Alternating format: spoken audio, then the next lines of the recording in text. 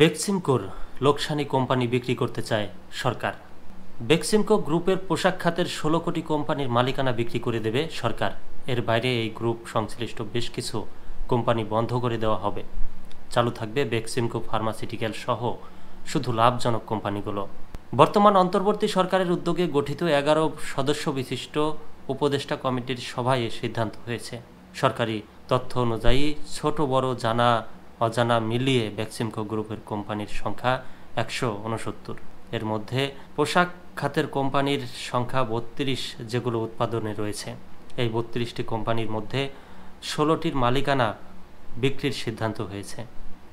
এর বাইরে বেক্সিমকো গ্রুপের যেসব প্রতিষ্ঠান মালিক লোকসানে চলেছে সেগুলোর কর্মকর্তা কর্মচারীদের ৩ মাসের বেতন ভাতা পরিশোধের পর বন্ধ করে দেওয়া হবে।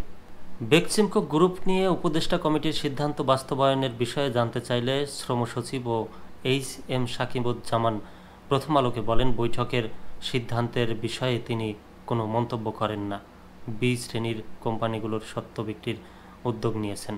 কেউ কিনতে না চাইলে কি হবে, এমন প্রশ্নের জবাবে শ্রম সচিব বলেন, একটা উদ্যোগ নেওয়া হয়েছে, আগে চেষ্টা করি, দেখি না কি করা যায়।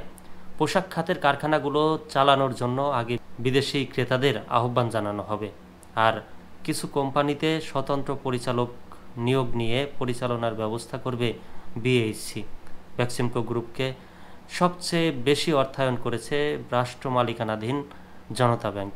ফলে গ্রুপটি থেকে ঋণ আদায় না হওয়ায় বিপাকে পড়েছে ব্যাংকটি।